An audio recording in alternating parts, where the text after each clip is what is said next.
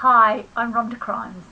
I'm a life and leadership coach supporting everyday people to reflect and rework their everyday stories so they can step into their everyday leadership of their families and communities and create compelling, meaningful and fruitful lives every day. And today, let's talk about re-entry into real life.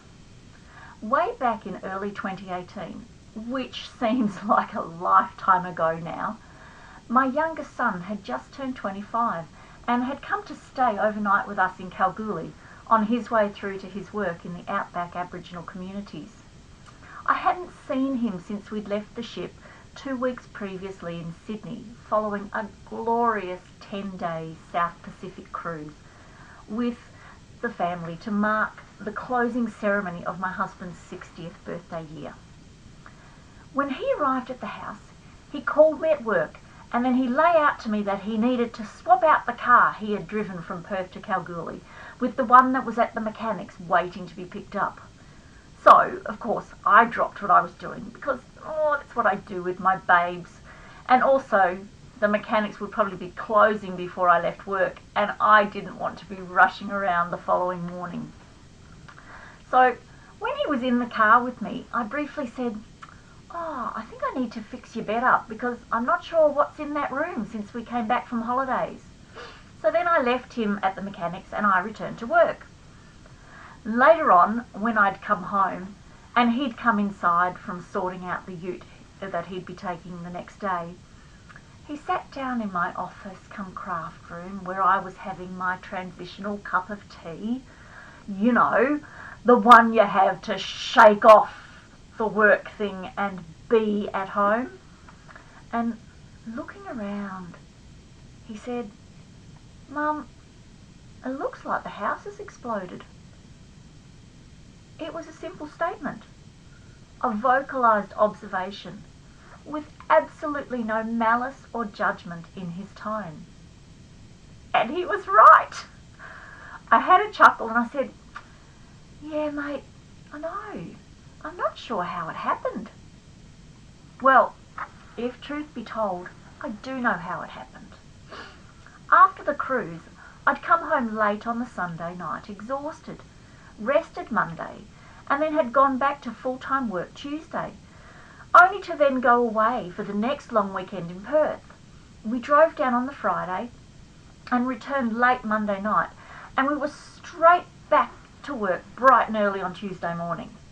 I was absolutely knackered, so there was no way I was getting up at 5 a.m. each morning to do my usual routine. I also think I had somehow unluckily timed this week with the menopausal equivalent of my menstrual cycle, right smack bang in the menstruation phase. I was still getting all of the lethargy and the uterus grinding sometimes, just without the mess. And this was magnified by the fact that I'd also not been eating as healthily as usual. Quite a few more carbs had snuck in. Those limitless cocktails and little bread rolls on the cruise ship were sensational at the time. So, following the teachings I'd recently been learning, I surrendered and chose rest and replenishment.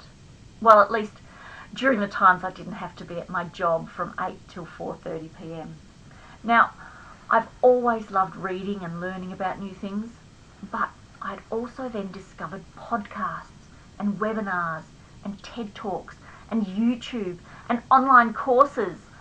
What better way to rest than to catch up on those great things? You can't rest and do housework. So basically, I'd stopped implementing the mitigating strategies that I'd learned for keeping the superficial clutter at bay. And you know what? There was a time when I would have felt like I had somehow failed. I would have imagined what my mum would say, or how my mother-in-law would use the opportunity to tell me how tough she'd had it back in her days, but how she still always made sure her floors were scrubbed by hand from water in the copper after she boiled the washing. Ugh. I would have rehearsed the excuses I would supply if anyone came to visit. I'd have tried to figure out who else I could blame for all of this. All because I didn't want to admit that I didn't have the energy to give to everything, and I couldn't bear to be seen as weak by anyone. I'm happy to say that by March 2018, I was able to just shrug my shoulders and simply say to him, "Mate, I've just had an amazing cruise with 9 of the most special people in my life." I'd then gone on to spend the very next long weekend with my sister and girlfriends of over 15 years at our annual Ab Fab retreat. I had fulfilled my minimum obligations to my employer, only just, and with absolutely no joy, I might add. And I was ardently hugging and loving my beautiful Mowgli boy every time he came near me, which was very often because he'd been left home alone for such a long time, and just having the pet nanny come to visit him morning and night. And actually, I had managed to do some basic meal cooking and put a couple of loads of washing through the machine. Sure, they were not put away, but at least they were clean piles of laundry. So actually, the essentials were covered. And yes, there was crap all over the house. The suitcases were still in varying stages of unpacking. But you know, the other 2 grown-up humans I lived with hadn't done very much to improve the look of the place, and I certainly wasn't expecting the photographers from Better Homes and Gardens to show up anytime soon. So I knew, in my heart, it was all good. I was actually able to laugh at the irony of my boy giving me feedback on housekeeping. So I also lightheartedly used that opportunity to remind him of the number of times I had actually sat on the little chair in his bedroom doorway, blocking his escape route and directing him to pick up this and put it here, repeatedly, until his room was tidy enough to be vacuumed every Monday after school. And then, as if by magic, the following week, I felt much more energised, and I was able to get up a little earlier in the morning.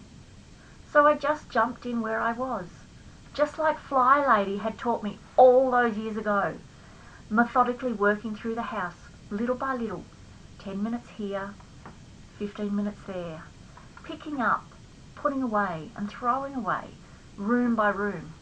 And then, lo and behold, the house was ready for the cleaners when they next came. Have you ever found yourself in the middle of a pickle where the voice in your head is going crazy, telling you all the things you should and ought be doing, but your body feels like mercury and you just can't stand up? How do you deal with that? Who wins? Your head or your body? What if you didn't have to make a choice between them? What if you could just decide what is best for you right now, at this time, and actually listen to your heart? I'd love to share how I do this with you. So if your now is not the picture you've painted for yourself, and you'd like any help on this discovery path, or maybe something completely different that you intuitively know or feel isn't letting your true colours shine through, then please do get in touch with me. You can do it really easily. Just leave a comment, send me a private message, drop me an email, and we can set up an obligation-free curiosity call and see if we're a good fit for each other. Much love. Until next time.